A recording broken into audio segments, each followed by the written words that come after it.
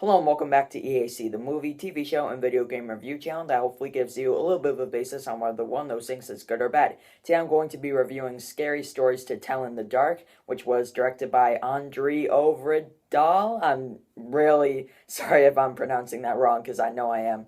And this was based on the popular book series. The creatures in the movie are very well matched with the creatures in the book. aka the movie kind of does the book justice. I saw a side comparison photo of the book Harold the Scarecrow that was drawn by, I'm blanking on his name, and that annoys me because the pictures are terrifying, but it matches up very well with the Scarecrow in the movie, and that's obviously, as I said, doing the book justice, and I was actually really happy about that because I have the books, and I should put them right here, like just to add to the visual presentation of this video, but I didn't, they're upstairs. But yeah, so as I said, I read the books, and the pictures in them are great, and how they match them up to the movie, they really stuck to a lot of the source material, which is obviously the books, and yeah, that was something I was really happy about with this movie, and overall, I am really happy about this movie. I was a bit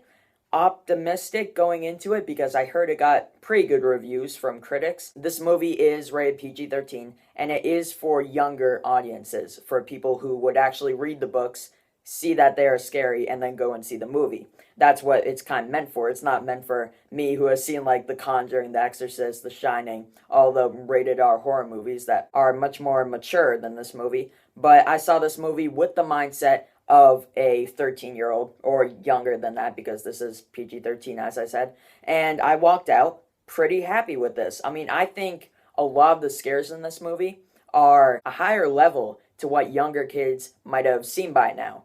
The scares are a bit more mature. Actually, there's one at the beginning, which is kind of the first story that is played through by one of the characters, and it does actually involve Harold the Scarecrow, and no spoilers in this video because this is a new release. I'll try my best to not spoil it for you guys. If I do, I'll just cut it out, so it doesn't really matter. But there is one scare at the beginning when I was really surprised actually that they showed it in this movie because it's PG-13. And I was like, wow, this movie is really going for it right away. And this director, he has a great sense of suspense in this movie. There are plenty of scenes when my heart was pounding and I was just clenching my seat. And I know this is a movie kind of for younger kids, but still, that's what makes it good because it's kind of introducing what a really scary, like this could be the first scary movie that a kid could see and be like, wow, that was kind of scary. And as I said, I put myself in that mindset of a younger kid who might see this movie, and I think this would kind of show them some actual scary imagery. And I think that's really good for this movie and for this book series because this was a huge horror series for little kids, and that's who would be watching this movie. So I thought that was really good. My flaws with this movie are, one, the characters, and two, the scares near the end of the movie. And also the end of the movie just by itself. I'll talk about that in a second. But the characters, whenever the plot would go somewhere with them, I wouldn't really care. I mean, when something would happen, I wouldn't really care about the characters. I would just be locked in looking at whatever the scary thing was that was happening on screen. I didn't really care about the characters. Two, the scares near the end of the movie do get a bit dry, I guess you could say. The suspense was built perfectly at the beginning by the director, and I'd say maybe about 3/5 through the movie, maybe. It's a bit more than halfway, so not 2/3 because it's a bit before that, I don't know. But a bit more than halfway through the movie, the scares do get a bit like, oh, there's another jump scare. And as I said, this movie is meant for little kids, so it probably will scare them.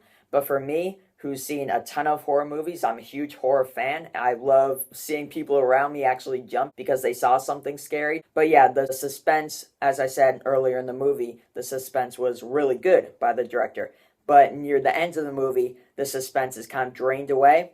You don't see a lot. It's just a jump scare randomly out of nowhere. And it's obviously, when it's building suspense, there's usually no music.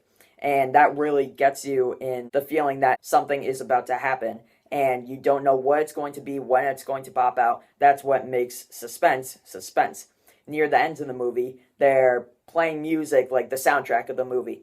and something pops out. And that just loses the purpose of a jump scare that they're trying to make, because it's like, oh my god, wasn't that scary, but it was just another jump scare. Kind of like that. Hopefully that makes sense. If you see the movie, or if you have seen the movie, hopefully you'll understand that. And third, my third problem with this movie is the ending was kind of rushed and a bit too easy for the main character. And I do not know her name, but all the child actors in this movie, they did a great job, or I guess teenage, young adult actors in this movie did a great job. I thought they're all pretty good in this movie. But for one of the characters, at the end, the way it concludes with the main protagonist and the main antagonist at the end of this movie, it just seemed too easy and too perfect. Like, it seemed like someone was writing a script and going, the end. Like, literally, it felt like that, because it just ended in a rushed and kind of easily done way. If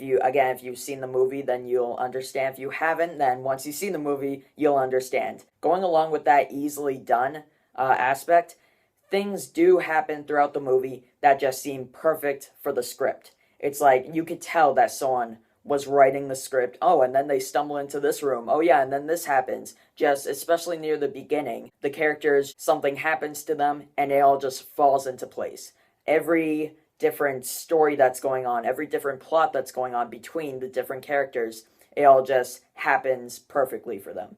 And that was another flaw. But overall, I thought this movie was exceeding mine and probably a lot of other people's expectations. This was a perfect young teenager movie to watch if you're into horror. So at the end of the movie, everything seemed like it was fine. I tried to think of what grade I would give this movie, and I was like, those are my only flaws that I have with the movie, the ones that I just said. And for that reason, I'm going to be giving Scary Stories to Tell in the Dark a 7 out of 10. But anyways, thank you all so much for watching this review on Scary Stories to Tell in the Dark. If you enjoyed the book series, then I think you'll enjoy this movie quite a bit. But this is the end of this review here. So for now, I want to thank you for watching, and I'll see you all later. Goodbye.